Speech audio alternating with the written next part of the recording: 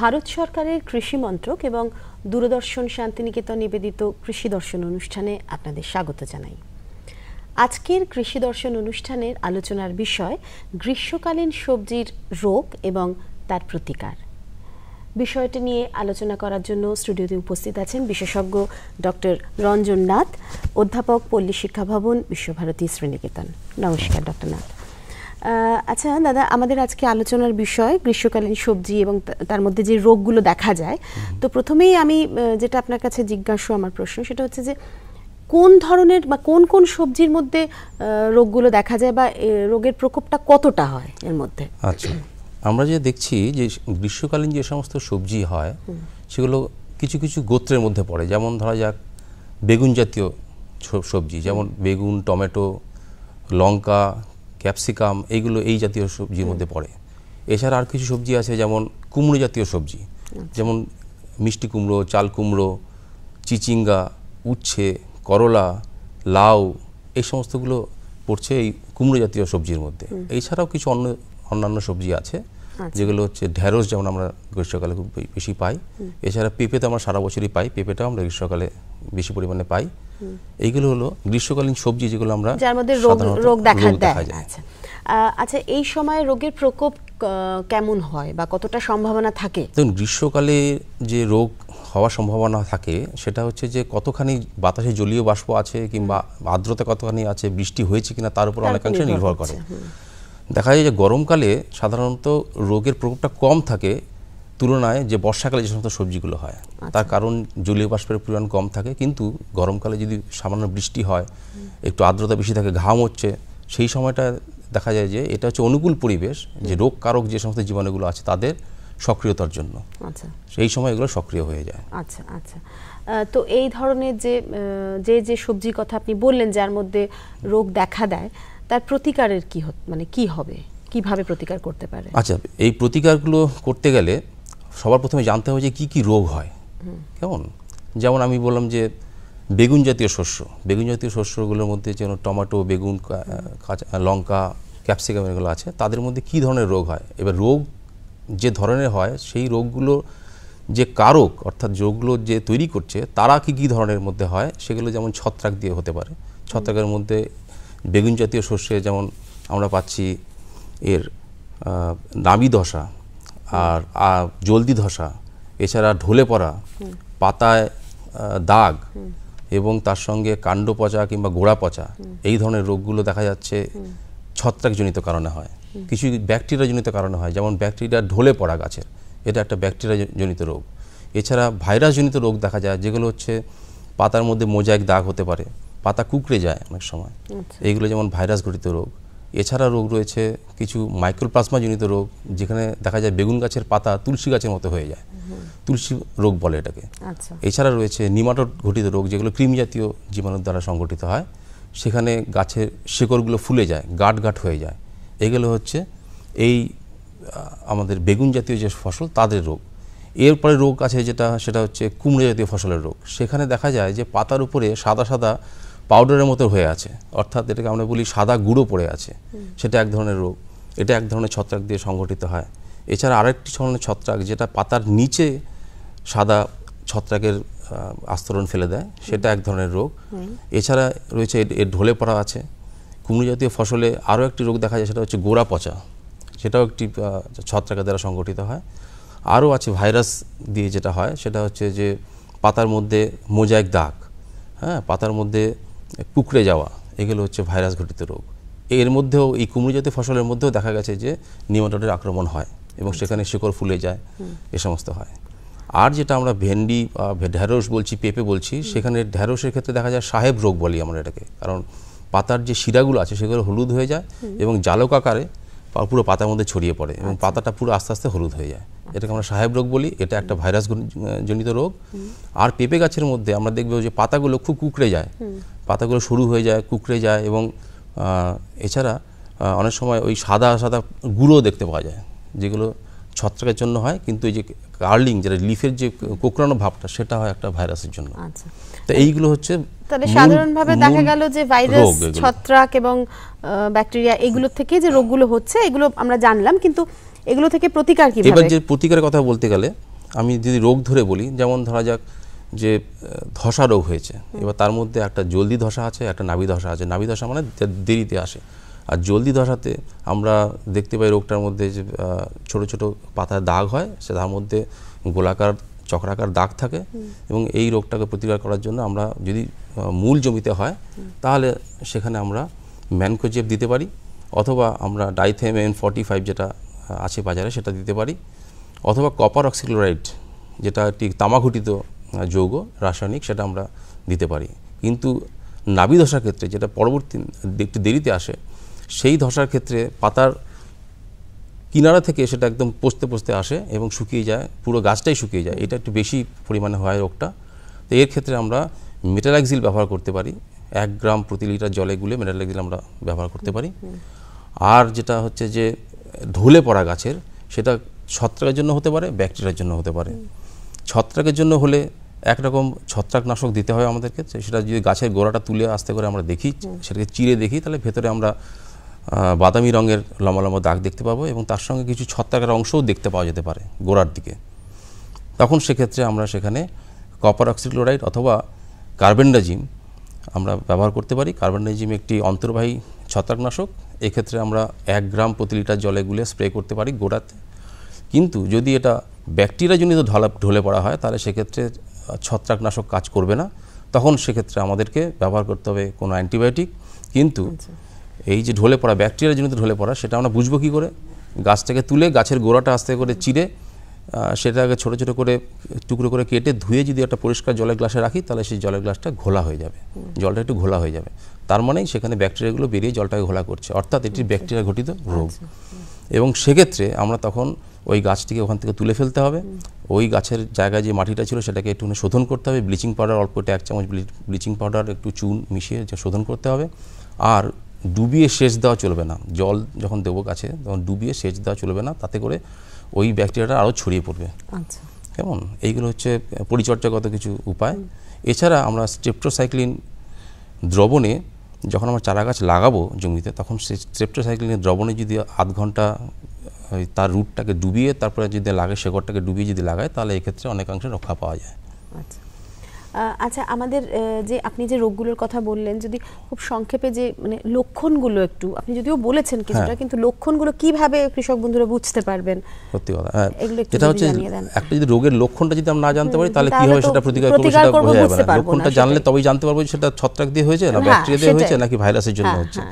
আচ্ছা, এই যে আমি তো জলদি ধসা, নাভি ধসা এগুলো একটু বললাম, আর তার সঙ্গে ঢলে পড়া রোগটাও বললাম। আর তারপরে হচ্ছে যে পাতা অনেক সময় ফলের মধ্যে পচন ধরে, লঙ্কা কিংবা বেগুন গাছের ফলের মধ্যে পচন ধরে। এটা বেগুনের ক্ষেত্রে এক ধরনের ছত্রাক, আবার লঙ্কার ক্ষেত্রে আরেক ধরনের ছত্রাক দিয়ে হয়। কেমন? এখানে কি হয়, এখানে ফলের গায়ে বাদামি রঙের জলীয় দাগ দেখা যায়, তারপরে সেটা ধীরে ধীরে বড় হতে হতে পুরো ফলটাকেই পচিয়ে ফেলে। এবং এই দাগগুলো পাশাপাশি 2-3টে হতে পারে, একসঙ্গে লেগে গিয়ে জোড়া লেগে বড় আকারের দাগ হতে পারে। এটা একটা। এক্ষেত্রে আমরা তামাঘটিত কোনো ছত্রাকনাশক ব্যবহার করতে পারি, যেমন কপার অক্সিক্লোরাইড, এটা আমরা 2 থেকে 3 গ্রাম প্রতি লিটার জলে গুলে ব্যবহার করতে পারি। অথবা আমরা এখানে কিছু অন্তর্বাহী ছত্রাকনাশক, যেমন আমি বললাম একটু আগে কার্বেন্ডাজিম, সেটা আমরা 1 গ্রাম প্রতি লিটার জলে গুলে ব্যবহার করতে পারি।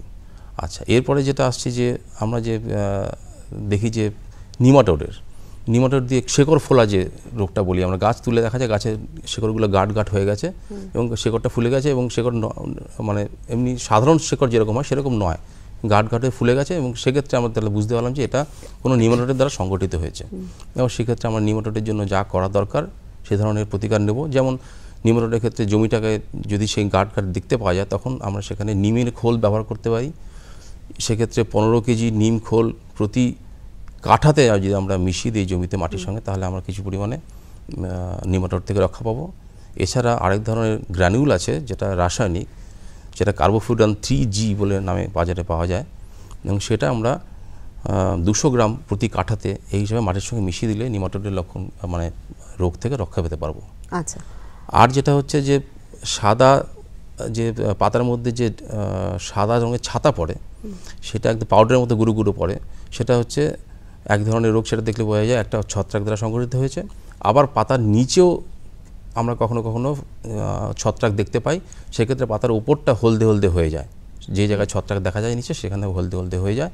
এবং এই দুটোই হচ্ছে, একটাকে হচ্ছে আমরা বলি ডাউনি মলডিউ যেটা নিচের দিকে হয়, আর একটাকে আমরা বলি পাউডারি মলডিউ যেটা পাতার উপর দিকে হয়। তা সেক্ষেত্রে পাউডারি মলডিউ এবং এই ডাউনি মলডিউ দুটোকেই আমরা মানে দুটোই ছত্রাক দ্বারা হয়, এবং একে আমরা প্রতিকার করতে পারি যদি আমরা ক্যালিক্সিন ব্যবহার করি 0.5 ml প্রতি লিটার জলে, অথবা 5 ml 15 লিটার জলে, যেটা আমাদের 15 লিটার যে ক্যান হয় যেটাতে আমরা স্প্রে করি, সেখানে সেভাবে স্প্রে করলে আমরা এটাকে রক্ষা করতে পারি। আচ্ছা রঞ্জনবাবু, আমাদের তো সময় প্রায় শেষ হতে চলো, তবু শেষ প্রশ্ন আমার যেটা, সেটা হচ্ছে যে গ্রীষ্মকালীন সবজি যে রোগগুলোর কথা আপনি বলেন, এটার প্রতিকার সুসংহত উপায় কিভাবে করা যেতে পারে? আচ্ছা, এটা কৃষক বন্ধুদের একটা কথা বলার আছে যে আমরা যখনই যে কোনো ফসল চাষ করতে যাব, বিশেষ করে সবজির কথা বলছি আমি, সেক্ষেত্রে আমাদেরকে সর্বপরিমাণে জোর দিতে হবে, সবার আগে জোর দিতে হবে যে জমিটা কীভাবে তৈরি করব। জমিতে যদি আমার সেই আগের জমিতে যদি রোগের প্রকোপ থেকে থাকে, তাহলে সেই ক্ষেত্রে জমির মাটিটাকে আমরা শোধন করব। হ্যাঁ, তারপরে আমরা যখন বীজ সংগ্রহ করব, বীজ আমার নিজের সংগ্রহ করতে পারে, সেক্ষেত্রে আমরা সুস্থ গাছের থেকে বীজ সংগ্রহ করব, অথবা কোনো সংশিত বীজ কোনো ভালো জায়গা থেকে সংগ্রহ করব। এবং বীজ যখন সংগ্রহ করার পরে আমরা কিন্তু অনেক সময় বীজ শোধন না করেই জমিতে লাগিয়ে দিই। সেক্ষেত্রে আমার বক্তব্য যে বীজটাকে অবশ্যই শোধন করা উচিত। তার জন্য বিভিন্ন রকম ছত্রাকনাশক আছে, সেগুলো বীজ শোধনের জন্য ব্যবহার করা হয়। যদি ঢলে পড়া রোগ থাকে তাহলে সেক্ষেত্রে ব্যাকটেরিয়ার জন্য অ্যান্টিবায়োটিক ব্যবহার করা যেতে পারে। এরপরে বীজ শোধন হয়ে যাওয়ার পরে যখন আমরা জমিতে লাগাচ্ছি, তখন যে চারা গাছ তৈরি করা হয় যেখানে বীজতলা, সেই বীজতলার মাটিটাও শোধন করতে হয়। অনেক সময় বীজতলা দেখা যায় যে চারা ঢলে পড়া হয়, ধসে যায় চারা, সেক্ষেত্রে আমরা কিন্তু বীজতলাতে আমরা কার্বেন্ডাজিম ব্যবহার করতে পারি স্প্রে হিসেবে। 1 গ্রাম প্রতি লিটার জলে গুলে স্প্রে করলে অনেকাংশে রক্ষা পাওয়া যায়। আর 2 নম্বর যেটা আর একটু পরেরটা হচ্ছে যে বীজতলায় আমরা চারাটা তৈরি করছি, সেই চারাগুলোকে যদি আমরা একটু মশারি মতো নেট দিয়ে ঘিরে দিতে পারি, তাহলে কি হয়, যে সমস্ত ভাইরাসজনিত রোগ আছে সেইগুলোর যে বাহক পোকা, তারা সেই চারা গাছগুলোতে বসতে পারে না। আচ্ছা, অনেক ধন্যবাদ রঞ্জনবাবু আপনাকে। তাহলে কৃষক বন্ধুরা, আপনারা শুনলেন আজকে যে গ্রীষ্মকালে যে সমস্ত সবজি আপনারা ফলাচ্ছেন তার মধ্যে কি কি রোগ হতে পারে বা কোন কোন সবজিতে রোগ হতে পারে, এবং তার প্রতিকারের কথাও আমাদের বিশেষজ্ঞ জানালেন। আশা করব আপনারা এতে উপকৃত হবেন।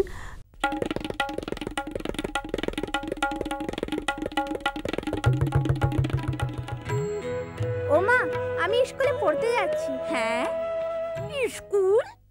বিয়ের সময় তুমি না বলেছিলে তুমি লেখাপড়া জানো? আরে মা, ফার্ম স্কুলে যাচ্ছি চাষের বিষয়ে নতুন নতুন কথা শিখতে। আপনিও চলুন। ফার্ম স্কুল, যেখানে জমিতে ফসল বৃদ্ধির প্রত্যেকটি কথা চাষিদের শেখানো হয়, যেমন মাটির হিসেবে সঠিক সার, ভালো বীজ আর প্রয়োজন অনুযায়ী কীটনাশক। কেননা কম খরচে বেশি লাভ। কৃষি দর্শন আপনারা আজ অনেক দিন ধরে দেখছেন এবং আমাদের সঙ্গে আছেন। আমাদের প্রত্যেকটা অনুষ্ঠানের সাক্ষী আপনারা জানেন যে আমরা কি কি বিষয় নিয়ে এই অনুষ্ঠানে আলোচনা করি। এমন কিছু বিষয় আছে যেগুলো আলোকপাত করলে আপনারা সত্যি লাভবান হন আপনাদের কৃষিকাজের ব্যাপারে। আজকে একটু অন্য ধরনের একটা আলোচনা। আজ আমরা আলোচনা করব আবহাওয়ার পরিবর্তন, তার প্রভাব কৃষিতে, এবং সেই সঙ্গে এল নিনো কি সে সম্পর্কে বিশদে জানব।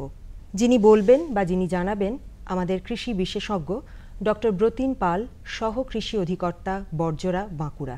নমস্কার। নমস্কার। আবহাওয়ার খামখেয়ালিপনা তো দেখছি, মানে এবারে মার্চ মাসেও দেখছি যে বেশ শীতের একটা চাদর যেন রয়েছে এখনো, সেটাকে আমরা সরাতে পারছি না। তো এই খামখেয়ালিপনাটা তো চলছেই। তার সঙ্গে বেশ কিছুদিন ধরে পত্রপত্রিকায় পড়ছি এল নিনো। আমরা যারা খুব সাধারণ মানুষ তারা হয়তো বিশদে জানি না, আপনি জানান। খুব সুন্দর প্রশ্ন এবং সবার জানার বিষয় এটা।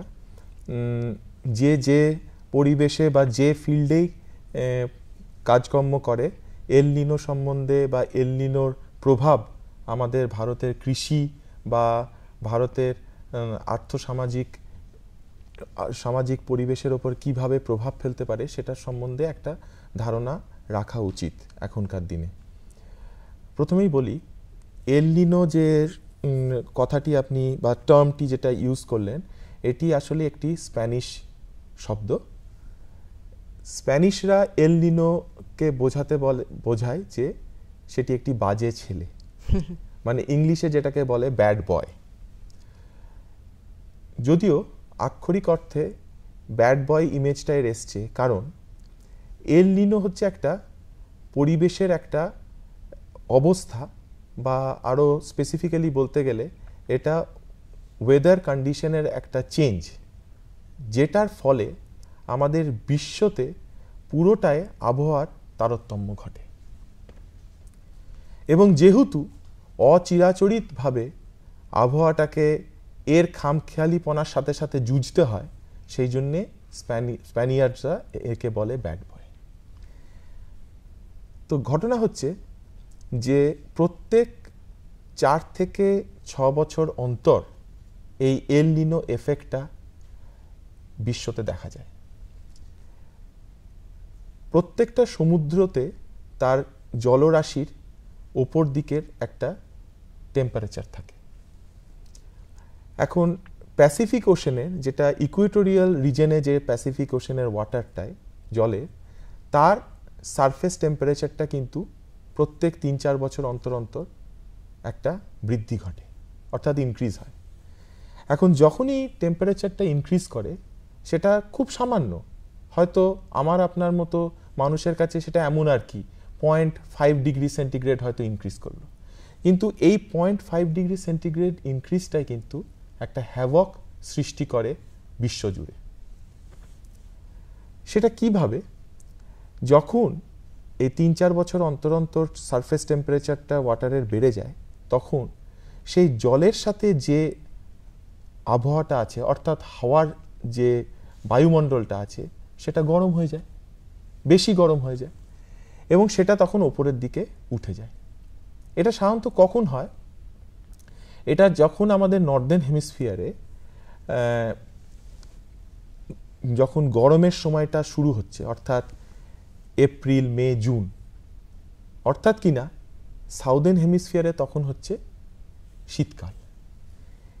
এই সময় আমাদের ওয়েস্ট কোস্ট, আমেরিকার ওয়েস্ট কোস্টে যে প্যাসিফিক ওশেন আছে, সেখানে এই পরিবর্তনটা দেখা যায়, এবং এর ফলে আমাদের এই দিককার, অর্থাৎ কিনা এশিয়া বা ধরুন আপনার সাউথ ইস্ট এশিয়ার যে হাওয়া, যে বায়ুমণ্ডলটা, সেটা ওইখানে গিয়ে ধাক্কা মারে। তাতে কি হচ্ছে, সাধারণত মে জুন মাসে আমরা সাউথ ওয়েস্ট মনসুনটা পাই, অর্থাৎ মৌসুমী বায়ুটা আমাদের দিকে আসে। এটা ঠিক তার বিপরীত দিকে বইতে শুরু করে। তাহলে কি হচ্ছে, আমাদের মতো দেশ যারা কিনা মৌসুমী বায়ুর ওপর অনেকটাই নির্ভর করে চাষবাসের জন্য, সেখানে বৃষ্টির ঘাটতি দেখা যায়। অর্থাৎ এর ডিরেক্ট এবং ইনডিরেক্ট এফেক্ট কৃষির ওপর কি পড়ছে, যে আমাদের ড্রটের সম্মুখীন হতে হচ্ছে। কিন্তু আমরা জানি যে আগেই প্রথমেই আপনার প্রশ্নের থেকেই বলছি, আপনি বলেছেন খামখেয়ালি। এটা খুব সুন্দর টার্ম, কারণ সারা ভারতবর্ষে যে ড্রট হবে তা কিন্তু নয়। দেখা যাবে হয়তো যে উত্তর পূর্বাঞ্চলে অধিক বৃষ্টি হলো, কিন্তু পশ্চিমাঞ্চলে বা মধ্যম যে ভারতবর্ষের জায়গা আছে, সেখানে টোটাল ড্রট হলো। অর্থাৎ কিনা যে জায়গায় বৃষ্টি হয় সেখানে হয়তো অতিবৃষ্টি হবে, আর যে জায়গায় বৃষ্টি সাধারণ থেকে কমের দিকে হয়, সেখানে হয়তো একদম বৃষ্টি হবে না। এইটাই হচ্ছে একটা ছোট্ট করে এল নিনোর কি এবং এল নিনো কি প্রভাব পড়ে অন্যান্য দেশের কৃষি বা কৃষিজাত ফসলের ওপর, সেটা ছোট করে এটাই বলতে হয়। এই যে একটা ন্যাচারাল, ঠিক ডিজাস্টার বলবো না, যে এই যে একটা whimsicality, তো এটা তো খুব প্রাকৃতিক, এটাকে কি ঠেকানো সম্ভব না? বা আগাম কিছু ব্যবস্থা কি নেওয়া যায় যখন আমরা জানতে পারছি বা বিজ্ঞানীরা বলছেন যে এরকম একটা হতে পারে? তো ভারতবর্ষে যে এই যে একটা চরিত্র, একটা নানান ধরনের চারিত্রিক যে পার্থক্যটা হবে, কোনো জায়গায় খুব বেশি বৃষ্টি হবে, কোনো জায়গায় কম হবে, তা এই একটা ব্যালেন্স কিভাবে তৈরি করা যায়? খুব সুন্দর আপনি প্রশ্ন রেখেছেন। তার কারণটা হচ্ছে যে আমাদের তো আমাদের তো সেই সর্বশক্তি নেই যেখানে আমরা সর্বশক্তিমানের কোনো জিনিসকে আমরা হারাতে পারি। সুতরাং এল নিনোকে রোখার বা আটকানোর আমরা পারবো না, কোনোদিনই পারবো না, কারণ we can't fight with nature. কিন্তু এখন এত ধরনের ওয়েদার প্রেডিকশনের মডেল হয়েছে এবং আপনি প্রথমেই বলেছেন যে এখন নানা রকম পত্রিকায় বা পেপারে আমরা কিছু কিছু জানতে পাচ্ছি যে হয়তো 2014 সালে এল নিনোর একটা প্রভাব প্রত্যক্ষ বা পরোক্ষভাবে আমাদের কৃষির ওপর পড়তে পারে। দেখুন, এগুলো সবই হচ্ছে প্রেডিকশন, এগুলো হচ্ছে আমাদের ওয়েদার প্যারামিটার্সের যারা মডেল করে, অর্থাৎ আইএমডি বলুন বা ওয়ার্ল্ড মেট্রোলজিক্যাল অর্গানাইজেশন বলুন বা ন্যাশনাল ওশেনিক অ্যান্ড অ্যাকোয়ামেরিন যে সেন্টার আছে বা অস্ট্রেলিয়ার যে মেট্রোলজিক্যাল ডিপার্টমেন্ট, তারা সবাই প্রেডিক্ট করেছে যে হয়তো 2014-তে একটা এল নিনোর এফেক্ট পড়তে পারে ভারতবর্ষের ওপর। এখন সেক্ষেত্রে আমরা যদি আগে আগে জানতে পেরে যাই যে হয়তো একটা কৃষির ওপর একটা আমাদের যে মৌসুমি বায়ু তার প্রভাব একটা পড়তে পারে, সেখানে আমরা কি করতে পারি, আমাদের যেটা ফাইট করতে হবে সেটা হচ্ছে ড্রট রেজিস্ট্যান্ট বা ড্রট টলারেন্ট ক্রপের দিকে আমাদের যেতে হবে। এখন ঘটনা হচ্ছে যে যেহেতু আমাদের দেশের প্রায় 67% ল্যান্ড এই মৌসুমি বায়ুর উপর ডিপেন্ড করে থাকে ফসল ফলানোর জন্য, সুতরাং আমাদের 2-3টে স্টেপস নিতে হবে, বা অ্যাটলিস্ট স্টেপস না নিলেও আমাদের মনে মনে তৈরি থাকতে হবে যদি ড্রট লাইক সিচুয়েশন আসে তাহলে আমরা কিভাবে কমব্যাট করব। এখন দেখুন, ড্রট জিনিসটা হচ্ছে একটা নির্দিষ্ট সময়, ধরুন 10 দিন, 15 দিন, 20 দিন, একটা ড্রাই স্পেল, যখন বৃষ্টিপাত হয় না, যখন বৃষ্টি হওয়া উচিত, অর্থাৎ কিনা আমাদের বর্ষাকালে জুন টু সেপ্টেম্বর যেটা আমাদের ধরা হয়।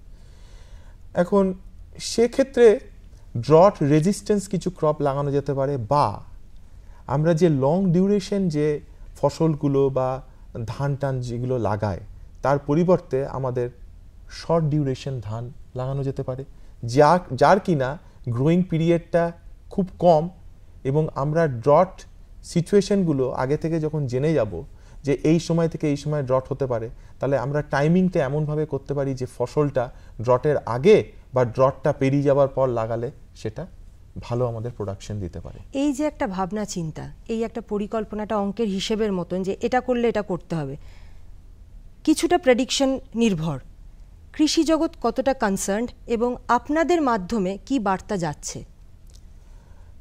দেখুন, ড্রট রেজিস্ট্যান্স ভ্যারাইটি আমাদের দেশে আমাদের প্রত্যেকটা ফসলের, বিশেষ করে যেগুলো গম বলুন, আমাদের মেজ অর্থাৎ ভুট্টা বলুন, বাজরা বলুন, জোয়ার বলুন, রাইসের ড্রট টলারেন্ট হিসেবে এরকম নেই, কিন্তু ড্রট রেজিস্ট্যান্ট হিসেবে ভ্যারাইটি বেরিয়ে গেছে।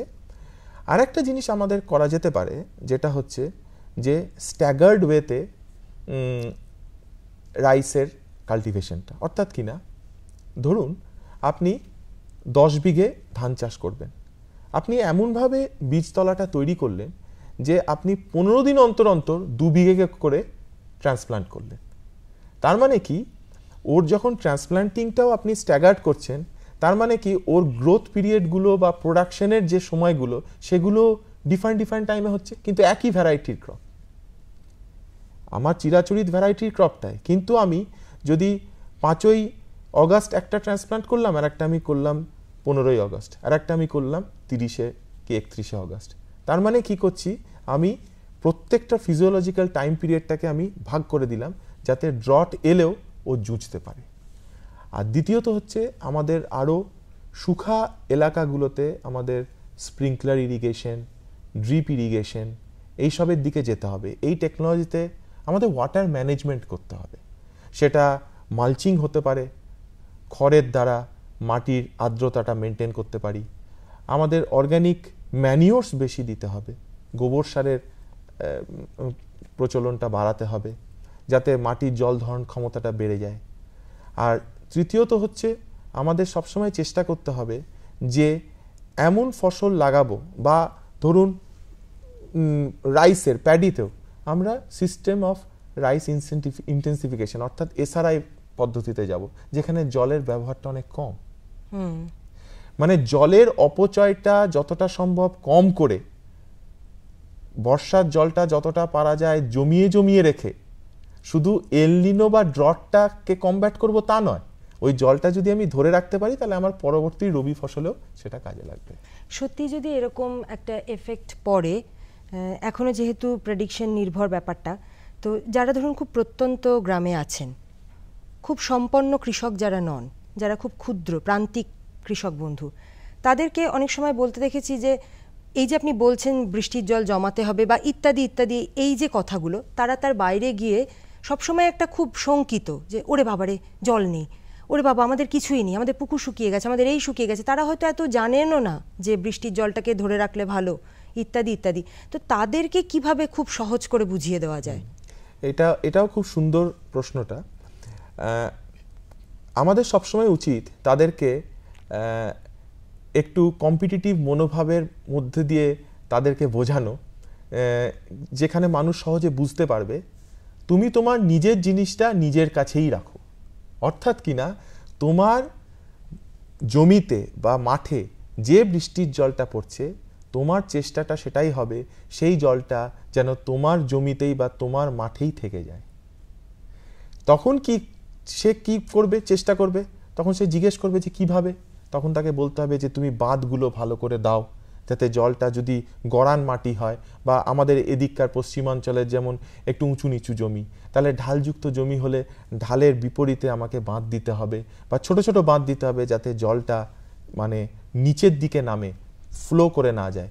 পেনিট্রেশন অফ ওয়াটার যখনই হবে জমির মধ্যে, তখনই ওয়াটার টেবিলটা রাইজ করবে, তার জলের সমস্যাটা অনেকটাই মিটে যাবে। ধন্যবাদ আপনাকে। চমৎকার একটি বিষয়ের উপরে আমাদের আলোচনা উপহার দিয়েছেন ডক্টর ব্রতিন পাল। আর সত্যি আমরা যারা শুনলাম আজকের এই অনুষ্ঠান, বিশেষ করে কৃষক বন্ধুরা শুনেছেন নিশ্চয়ই, প্রথমে একটু খটোমটো মনে হলেও ব্যাপারটা খুব সহজ। জল সংরক্ষণ জানতে হবে। তাছাড়া যে চিরাচরিত পদ্ধতির পাশাপাশি যেসব নতুন পদ্ধতিগুলো এসে গেছে কৃষি জগতে, সেগুলোকে একটু আঁকড়ে ধরতে হবে। তার জন্য তো কৃষি বিশেষজ্ঞরা আছেনই, তাদের কাছে একটু যান না, সাহায্য নিন।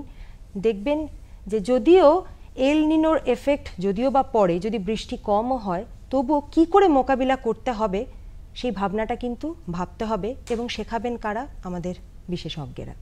এই নাও আর কিছু, বাস। আরে এটা কি ভাই, এতটুকু রাসায়নিক সার? কৃষিকাজ ছাড়ছো কি? কৃষিকাজ নয়, বোকামি ছাড়ছি। মাটির পরীক্ষা করিয়েছি।